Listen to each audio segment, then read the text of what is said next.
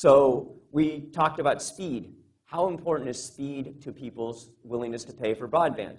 And we gave them an example that was basically the difference between a cable car, a train, and a bullet train was what we said in one way. And then we said, it's how much faster this stuff is, because we did not think sort of telling them that they could get 5 megabits a second versus 10 megabits a second would really resonate very well with people, but telling them what they could do with it. And so we did that. We came up with results that people were willing to pay $20 a month for more reliable service. And this is something that I can attest to, because I switched from DSL to cable because our internet service went out about once every 2 months, and we were willing to pay more for the cable service because it doesn't go out. Another interesting result was we got people willing to pay $45 a month for a premium of fast over slow internet service. So people wanted to pay $45 a month for a premium to get fast service over slow. For very fast compared to slow, it was $48 a month. So if you can do quick subtraction in your head, you can find out that very fast service is worth $3 a month more than fast service. So this ability to do very high-speed stuff at this time with the applications that are available on the internet now is only worth $3 a month. But that doesn't mean that in 5 years it won't be worth a lot more. This is one thing. But we found right now people are not willing to pay a whole lot more for very fast service, because of things you can watch a YouTube video on what we considered fast internet service. And we found that overall people were willing to pay, when we added up their willingness to pay for broadband, the overall service, people were willing to pay $60 to $100 a month for internet service. And new users, those who'd been online less than a year, were willing to pay about $30 a month less. The ranges I have here were because we had different levels of service.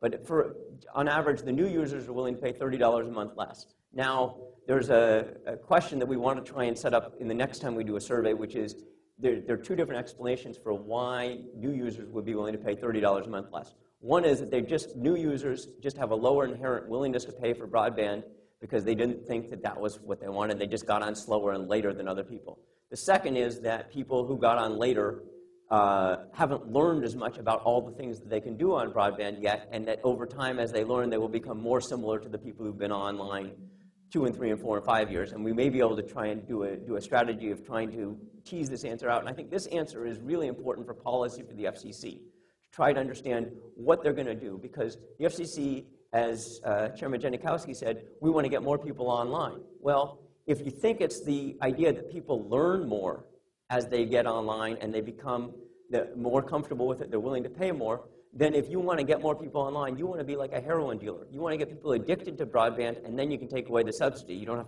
can make people pay later. So you can do it differently than if you think that it's, well, we need to get people online, but the people who are not online now aren't willing to pay very much for it, and we need to provide incentives for them to get online for some social reason. And that's a piece of debate as well. Right now, we're about 2/3 of households have broadband service in this country without any broadband subsidy at all. And about 95% of homes have access to broadband at their home. So 5% of the country doesn't have access. 95% does, and 2/3 actually take broadband service right now. These are important numbers to think about, because this big 300-page broadband report has huge ambitions for what are we going to do to get more people connected.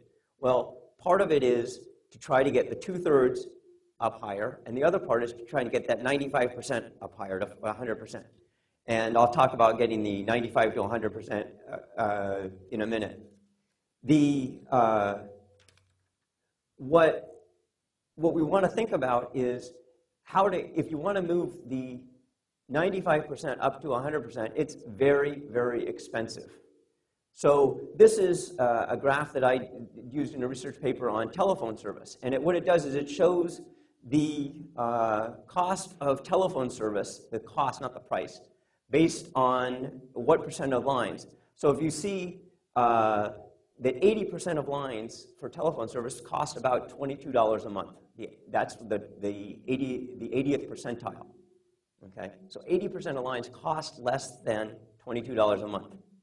to provide. And these are wired lines going to everybody's house. Not talking about wireless. If you want to get to 90%, it's about $30 a month. And 95% is $40 a month.